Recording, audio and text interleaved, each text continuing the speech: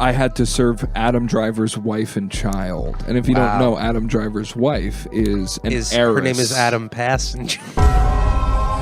Very good. I might get back in that band. Wait, she's Arabic? No, she's an heiress. Like the font? No. Oh, Aries. She's an heiress. Oh, heiress.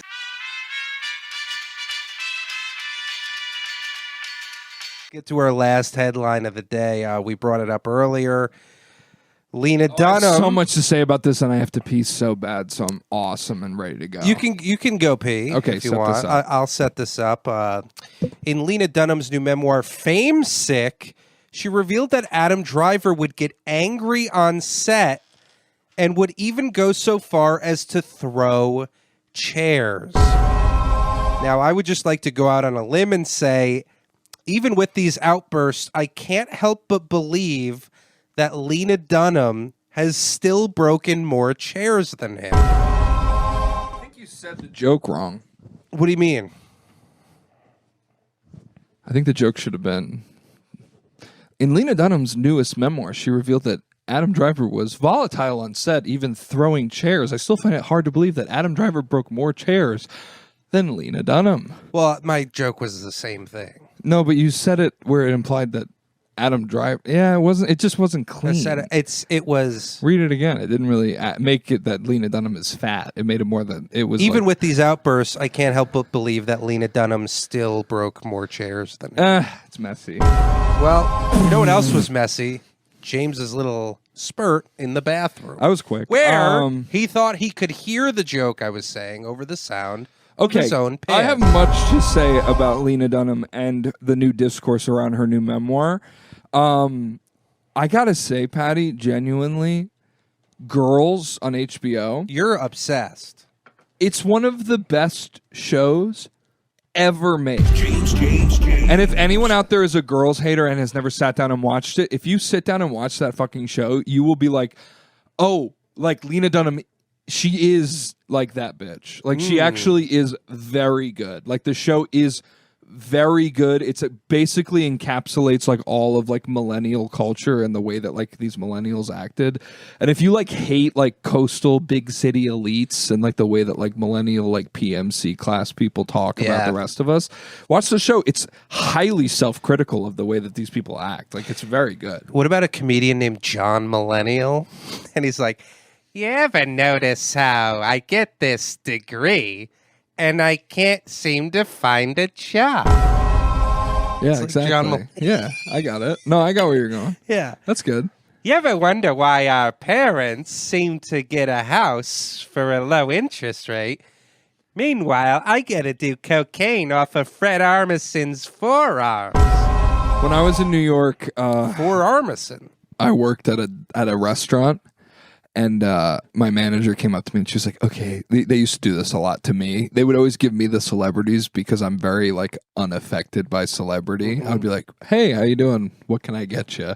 And if they put like, they like made some mistakes and put some younger servers with like celebrities and the celebrity would be like, oh my God, you're the best. Careful. I'm okay. It's not open. You go, I'm okay. I'm okay. I'm okay. You're more concerned about the table than me. I'm concerned about the lava. I just don't want you to sorry. get burnt by the lava. No, they used to like not put like the young woman. Like, well, they know you have wannabe. poise. I do have poise. You have grace. I'm Mr. Johnny Brace. I love race, baby. I said grace. So I had to serve Adam Driver's wife and child. And if you don't know, Adam Driver's wife is an heiress. Her name is Adam Passenger. Very good. I might get back in that band. Wait, she's Arabic? No, she's an heiress. Like the font? Oh, No. Aries. She's an heiress. Oh, heiress. She's like an heiress to like a multi-billion-dollar fortune in Peru or some shit. Really? She's like an Argentinian or Peru, like some sort of South American heiress to some crazy like fortune. Is she like smooth?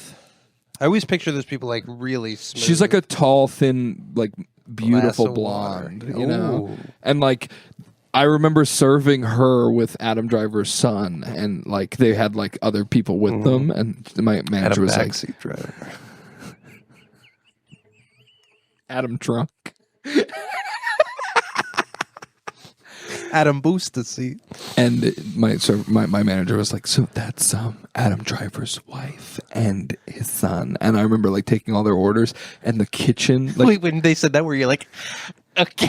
I was like, all right. I remember being like, okay. Like, like they would always be like, so I'm going to put you on this table. It's Jeremy Strong from Succession.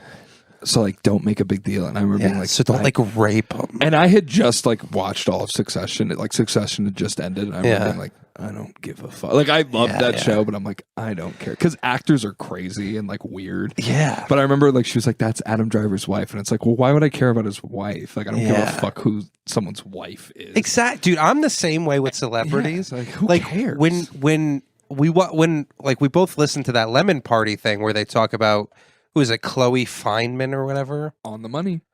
The girl who got kicked out of SNL. You get kicked out. She got fired. No, you're talking about, you're conflating stories. Oh, who's the one who got fired? Chloe Trost. Chloe Trost got Brooklyn Comedy fired. Collective's own. Yes, because she brought some fucking idiot to an SNL party and he went up to like Lemon Party, one of the Beatles. Lemon Party. Go to Lemon Party if you want to hear like why do they still like not name people specifically? I don't know. They're so deep in the woods. You're anyway. fine. Basically, a woman got fired from SNL, Chloe Trost, because the rumor that they said on Lemon Party she got fired because she brought her boyfriend, who wasn't her boyfriend. She just brought some guy to an SNL. And who was that party. guy? I think it's Will Banks. Will Banks, come on up. He's like a TikTok freak. He looks so ugly and horrible. And they not say her boyfriend. And they say he's like a weird guy. And it's I guess like, how does he get to go to SNL parties when you're ugly and horrible and weird? We should put him in the hole with all the Mexicans. And we're still here in the bed. If I were at that party, I would go up to, Paul McCartney? And I'd go, hey, Paul, not a big fan. Well, that's basically what he did. But he's like, let me take a photo and do that. I'd be like, okay. Hey, how you doing? Just so you know, not a big Beatles guy. Not gonna ask for a photo. You have a nice night. Okay. Can I be candid with you? So if you get SNL and you bring me, I'm gonna say that. I'm only bringing you. If I get SNL, Patty, you're getting SNL, Patty. I would love if you got SNL and immediately got fired. It would be so funny. And everyone's going to be like, the next Shane Gillis, and I squander it all and never become famous. The amount of people who passed through that show who actually got to perform on it for a season or two and never got anything out of it. I know. And Shane Gillis has this insane career and never performed once on it until he was a host. Yeah. Okay. I'm going to speak candidly. You'd be great on it, by the way. That's very nice of you to say. I don't believe in that show anymore, but of course I would take any job that's offered. What do you mean you don't believe in it? I just don't think it. Yeah, I believe in it. Like I don't. It's not that I don't believe in it. Like I don't believe in Santa Claus. I don't believe in it. Like I think it's just like a weird like corporate. Yeah, dishwasher. It's a commercial. Yeah, it's a commercial. But okay, I'm going to speak candidly to the News from Bed audience. Do it. Patty in New York City stand-up had this. I'm going to start by complimenting you and then move to myself. Are you okay? Yeah, I'm good. I'm not going to be rude to you. You look nervous. I'm not nervous. Why are you nervous? I'm sweating. Why? Obviously. It's like don't tell him about all the rapes. So Patty was like beloved in New York City stand-up. And you know you were. Don't be like candid. Don't be a little like or coy, not candid, coy. Don't be coy about it. But like Patty was like a beloved figure in like amateur New York City stand-up by comedy. Literal retards. No, everyone loved Patty. That's not true. No, it's true. And all me and my little cohort of freaks would be like so jealous of how like everyone was obsessed. Like, you know, okay, I'll explain something to you guys about stand-up in New York. Like, you run a show and you book people so that they'll book you on their show. Mm-hmm. And I ran a show with Patty, and he always got booked, and I never got booked on the show. And it was like unfair. That was Patty very funny because every time we did our show, I would bomb horribly. I never did well on our show. But it speaks to your natural charisma that everyone was attuned to. I guess people just loved you, dude, and that says the quality about yourself as a personal person, despite the fact that you're like a weird, like Republican guy with no car, no girlfriend. Like people. people love you, bro.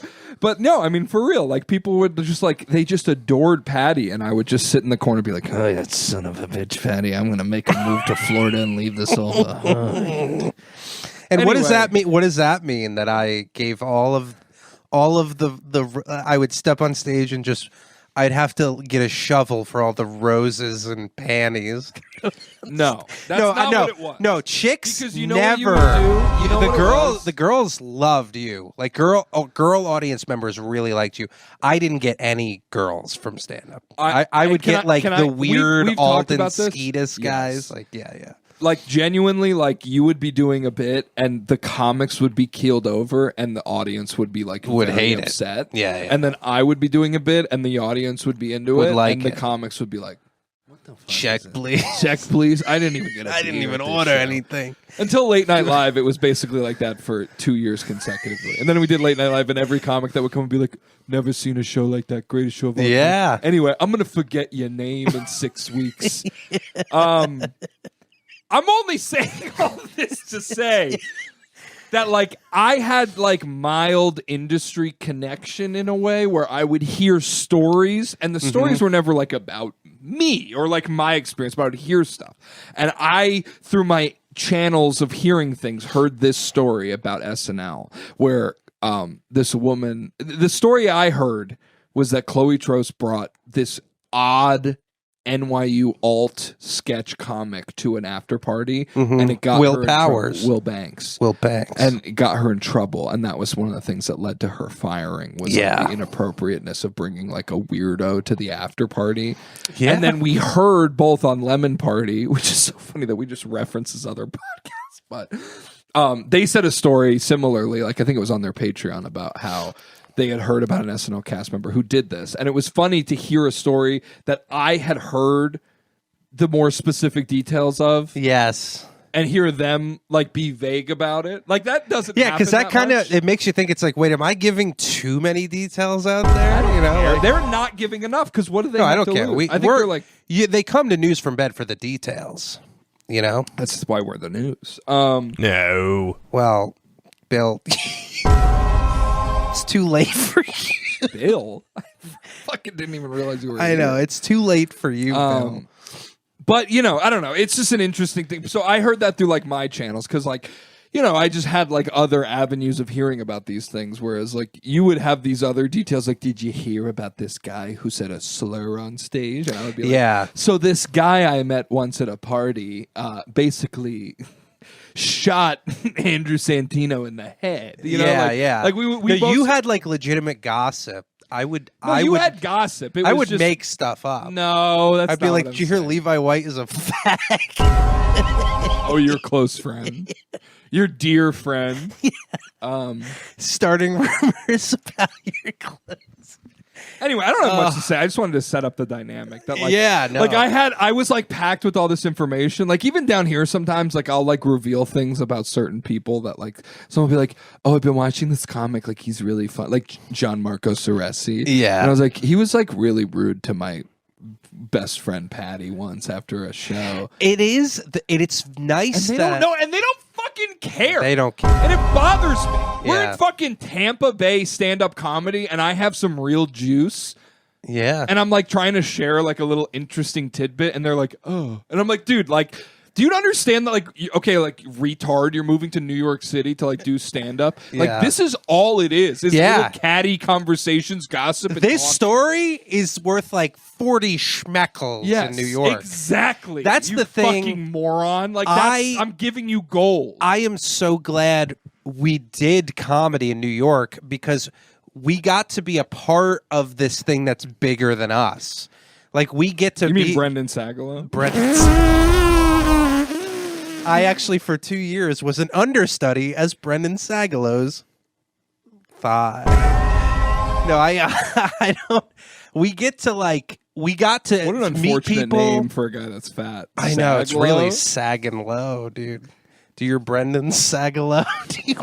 Do your Brendan Sagalow? Do it wobble? Do it flow? Do you tie it in a knot? Do you tie it in a bow? We got to be a part of this thing where we got to like hear these inside stories, and we get to meet these comics who have these crazy, like, you know, you hear about the Me Too's and stuff before they come out. Not that there were like a ton of them. For some reason, Mark Norman's like illustrious career as a deep, rancid pervert has still not come out. Has not graced every waitress is disgusted. Every person I've talked to who's met Mark Norman and hung out with him is like, yeah, he's literally ogling women the entire time, and he's married, and like it's not going to work out, and like he's you cheating and me are on in this her. weird like Lower East Side bar at his wife's birthday party. Like, why are we at? Why were we there? Why were we I forgot that. Why were we there? He wasn't even there. He wasn't there, and we were. Why me and Patty at this famous comic's wife's birthday party? I don't know. I remember one time I was at a party. Remember when they opened that new Old Man Hustle? That it used to be Gamma Lounge, and it was the Old Man not Old Man Hustle. What was it called? It was like oh God, it was like Johnny something or. What was that place called? It's like Joey Bats. Joey Bats opened that second location in the Lower East Side, and they had the downstairs that they made into the comedy lounge. Oh yeah, with whose birthday party was that? It was someone's birthday party that they did there. Was it Jared Schwartz? It was Jared Schwartz's birthday party, and let me tell you, y'all was trying to chill. Yeah. And I was standing there. And you know who walked up to me? It was Bring Your Own Lisp night at Jared. You and your girlfriend at the time, who was a much more successful comedian than either of us, were there. And you guys left me, and I was like, I'm going to hang out for a bit. And then I started reconnecting with this comic who resented us deeply, and I was just like catching up with them, like making sure things were smooth, that he wasn't going to shoot me the next time he saw me. And then Lil Sass, remember, you know that guy? He's a Barstool podcaster, comic. He like walked up to me with I think this is again like not like revealing something. It was Maddie Smith and him, and I got a vibe that they were like romantically involved. But they started talking to me like I was someone that they knew, and I was having this full conversation with these two like more successful comedians. Wild and Out's Maddie Smith and Barstool's Little Sass. And they were like come up to James and they're like, hey, how you been? And I was like, in my head, immediately I was like, they think I'm someone else. They think I'm Will Sasso. They think I'm Will Sasso. They think I'm a young Will Sasso for some reason. Yes. I was like, why? And I remember being like, who do they think I am? Yeah, because like, who could it be? Like, I know I'm like kind of a generic, like overweight white guy, but I'm like, there's not a lot of guys. There's nobody that looks like you. No, I mean, we learned that those people are so in their own head that like they don't even really know what they're talking about, because people used to always confuse us. Right, and we don't look anything alike. We don't look alike at all. That was always like... And it's not like you're so like confusing. John and I'm James, or I'm like Pete and you're Patty. It's not like we have alliterative names. Patty and James, our acts were very different. And we're on shows together. You had a beard. I did not. It was before you ever had a mustache. We were different heights. It's like weird. It was very strange. But you know what it was? Genuinely, I think that's just how people at a certain... Like, I used to talk to our buddy Aditya about this a lot. It was like, I genuinely am grateful, and this sounds like cope to the News from Bed audience, but like I am grateful to have been like a nobody, entered as a nobody, survived as a nobody, and left as a nobody, because getting to that like mid-tier comic level and fighting and like having like 10,000 Instagram followers, or being passed at one of the bigger clubs, or having like one credit. Like fighting to get like real legitimacy after your first mini break, that's like so much worse than just being a nobody the whole time. Yeah, because you can kind of just like, it's like when you show up to a like a party or something and you didn't really want to go, and like nobody says hi. Yeah, and you're like, oh, I can just go. Yeah, like I came, I can go. Now I can just sneak out of here. Yeah. But if someone's like, "Oh, you gotta come try the thing," and then all of a sudden you're in the thing, and these people, like, these people, like people at that level, which are the people that I'm talking about, with like a middling success Austin level, Locke, they have to be to every. I mean, Austin Locke is like a nightmare person. Yeah. You and me both have like discussions about him, because like that guy like went to my apartment 3 times and met me and still like reintroduced himself, and it's weird when someone reintroduces themselves when they've been in your house. Yeah, it's like, you've been in my house and you're reintroducing yourself to me. You've been to my house twice. Yes. And I've hung out with you at a bar separately and met you and hung out with you and had conversations. And it's like weird that you're reintroducing me to yourself, because it's like if I booked you, I did a podcast a couple weeks ago, and the guy who I was going up against remembered me from booking him at Star Bar. Was it like a 1v1 podcast? No, it was a debate about fake stuff. Oh. Remember when I was like the 2-year reigning champion of this like debate podcast? Right. Apples and Oranges. Matt and Jack, who are like awesome guys. They're like the best. They're like so sweet, so nice, so creative. Like they're gonna be something one day. But they anyway, the guy who was on the show, I was like, oh, you did. I just said like, you came to my show at Small Bar. He was like, oh, of course, I remember that. Yeah, I remember you. Like you looked familiar. And we had this like brief conversation about how we knew each other. And it was like, oh, cool, a normal person. Yeah. But like people you meet like at the like Maddie Smith and Little Sass talking to me, like they are operating on a level where everyone they meet, it's like this. It's trick an opportunity. Well, they go, good to see you, and it's like, well, that's like the term that you learn that if like you're not sure if someone's a big deal or not, you go, hey, good to see you again. And it's like, well, you've never met me before, so why are you saying good to see you? It would be really funny if like all of this is like going through your head, but meanwhile, like both of them like individually were like huge fans of yours. Oh my God, Late Night Live. Maybe we could get on Late Night and you're just like, who do you think I am? 6 people come to my late night show. Anyway. I had like a little vision of us like getting buried in a dual casket. Well, that has nothing to do with like a big wide casket. What about my wife? She's like next, like a couple headstones. And my wife also, who is so our wives get buried together, and you and they're like on separate like on sides. The side. Like your wife, is my wife there. Is to the left, your wife is to the right, and you and me are in a headstone that's shaped like a bed frame, like a headboard. And then, like so, your wife's over there, and Lena Dunham's. This is bad news from bed. We're actually at the end of the episode. Are we really? Isn't that this flew? Let's keep going.